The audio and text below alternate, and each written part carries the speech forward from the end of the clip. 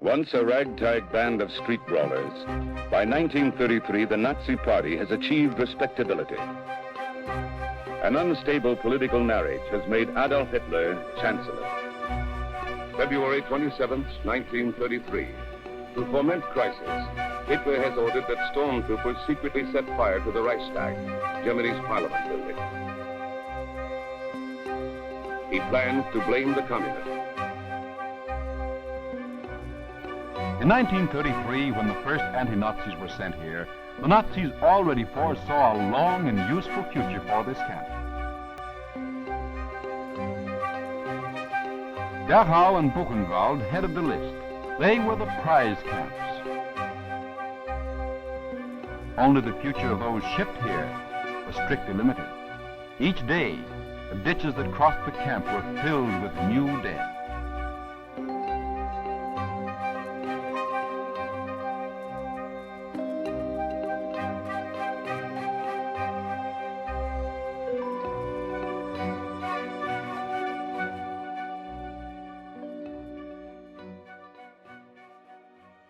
The opening of Dachau concentration camp in 1933 marked a chilling chapter in human history, epitomizing the sinister expansion of Nazi power and the systematic persecution that would characterize their regime. Situated just outside Munich, Dachau would become a harrowing symbol of oppression, fear, and ultimately genocide. The establishment of Dachau must be understood within the broader context of Adolf Hitler's rise to power and the consolidation of Nazi control in Germany. Following Hitler's appointment as Chancellor on January 30, 1933, the Nazi regime wasted no time in implementing its agenda of radical nationalism, anti-Semitism, and authoritarianism. This included the swift suppression of political opposition and the targeting of perceived enemies of the state.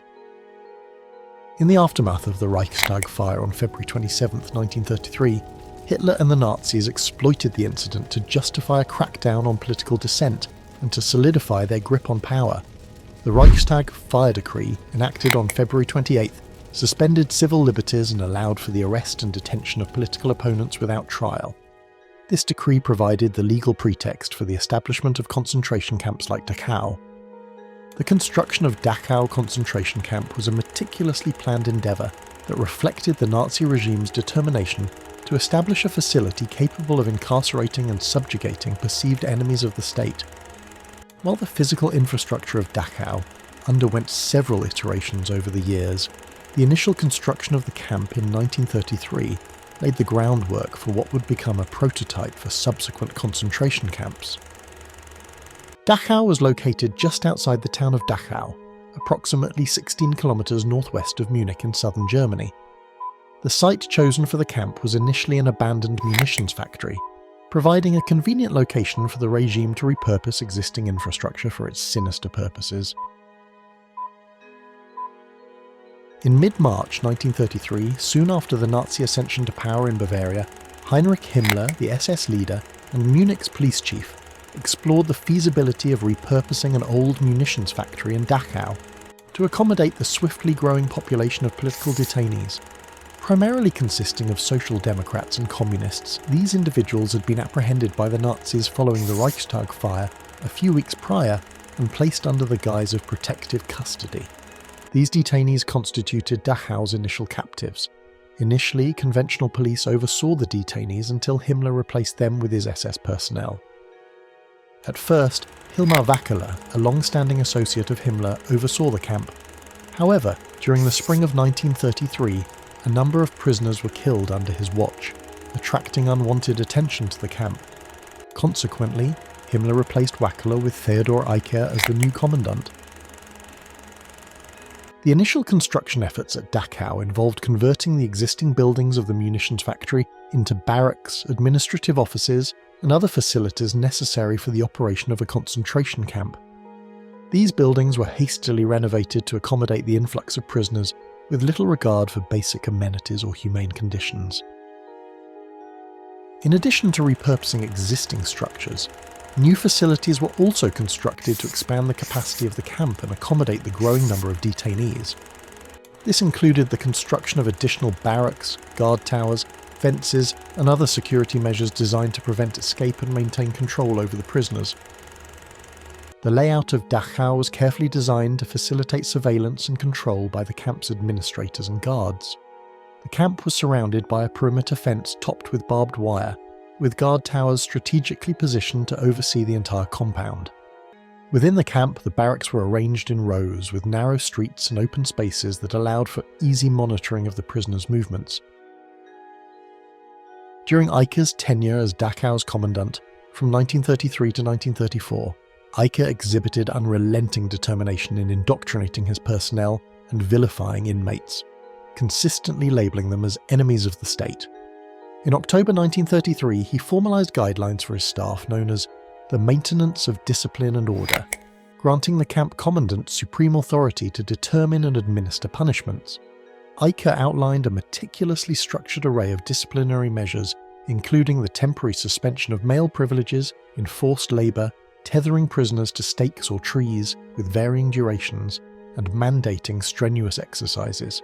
He advocated for solitary confinement with only bread and water as sustenance, while corporal punishment, be it through whipping or physical assaults such as punches, slaps or kicks, became ingrained in the harrowing existence endured by inmates at Dachau.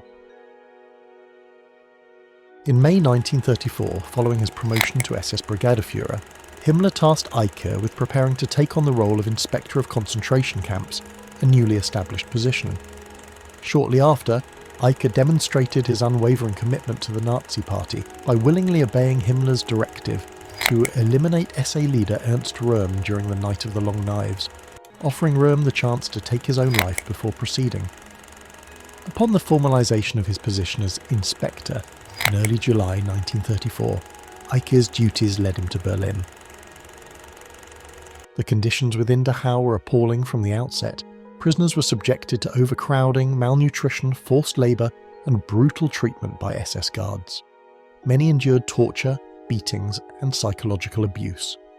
The regime's objective was not just imprisonment, but the systematic degradation and dehumanisation of its victims.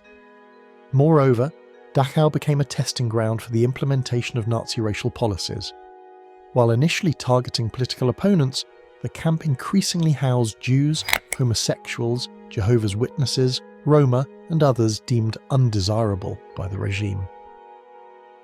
This marked the beginning of the Holocaust, the systematic genocide of 6 million Jews and millions of others deemed racially inferior by the Nazis. The opening of Dachau was a pivotal moment in the trajectory of Nazi Germany, signalling the regime's ruthless determination to crush dissent and impose its totalitarian vision on society. It set a precedent for the horrors that would unfold in the years to come, as the Nazi regime extended its reach across Europe and unleashed unprecedented violence and destruction.